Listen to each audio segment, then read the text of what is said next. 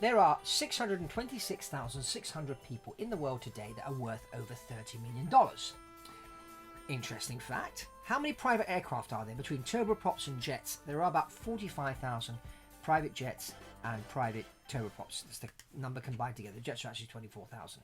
So if you put that 45,000 aeroplanes number into the 626,600, you get the number of ultra wealthy people, over $30 million, that actually do own a private aircraft is 7.18%. That's less than 10%. So why is it then that these rich guys don't own their own private jet? So today we're going to explore the real disadvantages of buying a jet and the reason why less than 10% actually don't own one. Now, welcome to BizJetTV if you haven't been here before. All about private aviation here. I'm also the author of the book The Quantum Economy and also Be Aware But Don't Care. This is about private aviation. This is about mindset. You can grab a copy by clicking on the link below. But what we're going to talk about today is, there is this myth out there that if you are a super millionaire, multi-millionaire, that you have to own a private jet. But we just saw by the stats are saying, less than 10% of these people actually do own a jet. Now, there are a lot of disadvantages of owning a private jet, which is why these people don't own it. Now, one of the reasons why you wouldn't own a private jet is maybe because you don't travel enough. Okay, so maybe you're happy with your house. Maybe you have 2 or 3 houses around the world, and you just hop from one to the other and do a few meetings, and maybe you only travel by plane 5-6 times a year. So if you're going to travel by plane 5-6 times a year, why own your own aircraft? You can just charter or maybe fly first class or business class. The other factor is the safety record. Safety record of private aviation is really, really bad. It's actually over 100 times worse than flying commercial. And, I was traveling in business class to Hong Kong a few years ago, and I was talking to the gentleman next to me, and he was talking to me about his company and that. And he certainly had the money to fly private. And I said to him, why aren't you flying private? He said, I don't fly private, and none of my executives fly private because it's dangerous. There's a lot of crashes. I know, I'm flying Swiss. I know that these pilots are well trained. They're well selected and well trained in their training. These airplanes are safe. So I much prefer to take maybe a few more days for a business trip, but travel safely, and same for my people, than flying private. And, he's right what he's saying. I mean, the safety record is really, really bad. I've talked about it a lot on this channel. There's over 1,100 videos here. I do talk about it in my book, The Quantum Economy. I do talk about it being about 10 times worse, but recent statistics that have come out actually say it's between 100 to 150 times more dangerous to fly private than it is to fly commercial. These are the stats. But there are a lot of unexpected costs when you buy a private jet. Now, first of all, you've got to buy right. And what a lot of people are doing these days is they're going on the internet and they're Googling to sort of find a private jet, or they're using AI to find a private jet. And they will end up on controller.com or avbuyer.com, and on these two websites there are a lot of airplanes listed for sale.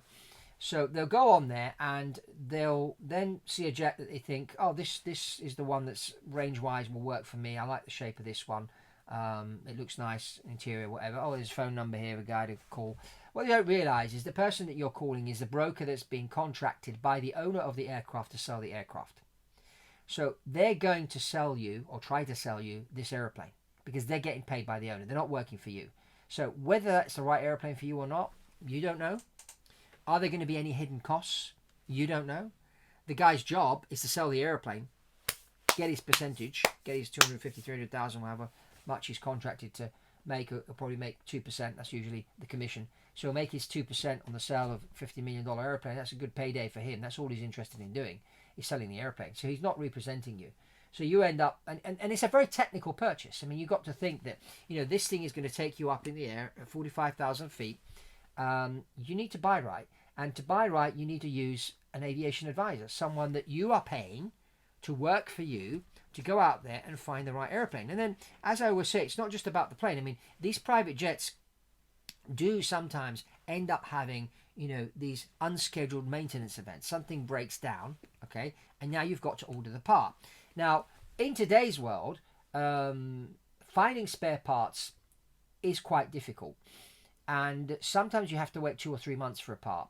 And if the part that's broken is a part that grounds your airplane and you're sitting around waiting for the part, now that plane is on the ground for 3 months. And there are fixed costs around the airplane that you're going to be paying. That's without adding the headache of the part having not arrived yet. So you're paying the pilot's salary for those 3 months. They're not flying. You're paying the insurance. You're paying certain maintenance. You're paying for this airplane to be kept in the hangar. And a number of other things. You're paying, for the chart subscription and whatnot. All these costs are there. And then you've got this unscheduled maintenance, which you didn't plan on having, that you have to pay for as well. So having your own airplane can really, really be a big headache. But one other thing that, people don't think about, and I always say this, when you're going to buy a plane, the pilot is more important than the plane. And I had a really pleasant conversation with a gentleman the other day who owns his own Phenom 100. And he was telling me he flies himself, but he has hired a professional pilot. The pilot he hired is an ex-airline guy, and he flies with him all the time. And this guy looks after the airplane. He looks at the weather. If the weather's too bad, they don't fly. So this gentleman is an entrepreneur. Is very sensible about how he goes about flying his airplane, and he's hired a professional pilot that looks after everything. And there are no surprises. Obviously, this is going to cost you money because to hire a good pilot is going to cost you in excess of $300,000 a year just in salary. And you probably, if you're not going to fly yourself, you're going to need 2 of these pilots. If you've got a bigger airplane, you may need a flight attendant as well. So these are things that you have to consider when you're buying an airplane. And if you get it wrong, it can be a nightmare. If you don't hire the right pilots, they could end up flying the plane into a thunderstorm. I was talking to another gentleman last year, and he was talking to me. He eventually did buy a plane, and I bought the airplane for him, and that all went well. But a friend of his was trying to convince him not to buy a plane because her pilots had flown into a thunderstorm and damaged the airplane. The airplane needed to be repainted. And I said, well, your friend doesn't have an airplane problem. She has a pilot problem. So when you're going into private jet ownership, first of all, do you fly enough to warrant buying a plane? But if you're going to buy a plane, and bear in mind, just 7.18% of these people over $30 million actually own a plane. And there's a reason for that, because it can become a headache. And again, it may not be necessary, because if you're not flying that much, just charter. But be careful who you charter from. Make sure that this airplane is well maintained, it's well flown. Do your due diligence, because most of these private jet operators are not safe. I'm a pilot myself. I've flown with pilots from 65 different nationalities. I've flown various private jets. I've flown for the airlines. And I'm telling you, the safety record, there's a reason why that safety record is really, really bad. You're much better off flying business class or first class around the world. But having your own airplane, if you do it right, and the only way to do it is to do it right. Hire someone to find the right airplane for you, structure the whole thing in a certain way, hire pilots that are going to get paid well, and then the training. The training is another issue, which is a problem. A lot of these guys that go to these training places to train to fly these private jets, the instructors are paid very poorly. I've just had a friend of mine just recently, one of the most experienced Falcon 7X pilots in the world, over 4,000 hours on that particular aircraft, almost 20,000 hours as a pilot, flown all over the world in the Falcon 7X, was offered a job, actually offered 2 jobs by 2 different training companies to become a simulator instructor on the Falcon 7X, and they offered him $80,000 a year. And he turned around and said, I can make 400,000 as a captain flying the airplane. Why should I come and work for you for 80,000?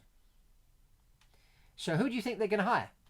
So this is the other problem, is the training. So if you are going to buy a private jet, make sure you hire good pilots, that you pay them the right money, and then they get the right training. And the training, what they do in the training is important. I always talk about scenario-based training.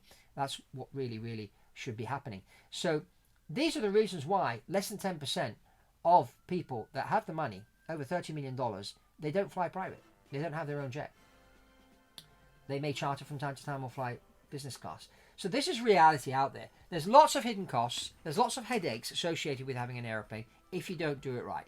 So if you're interested in learning more about buying a private jet, you can reach out to me. We can do a one-to-one call. Maybe you could hire me to help you, or maybe just order a copy of the Quantum Economy. There's a lot in here. If you want to get into mindset, Be Aware But Don't Care, great book, not because I wrote it, but there's lots of interesting content in here. You can click on the link below. But above all, let's reach out. Let's have a conversation, or just comment below. What do you think? I mean, is private owning your own airplane a waste of time? Is it a headache? Should it not be done if you're worth over $30 million? Let's get the conversation going. And check out this other video we did recently about private jets. And that's all from Producer Polly here on BizJetTV. Remember to subscribe, give us a thumbs up, and I'll see you on the next one.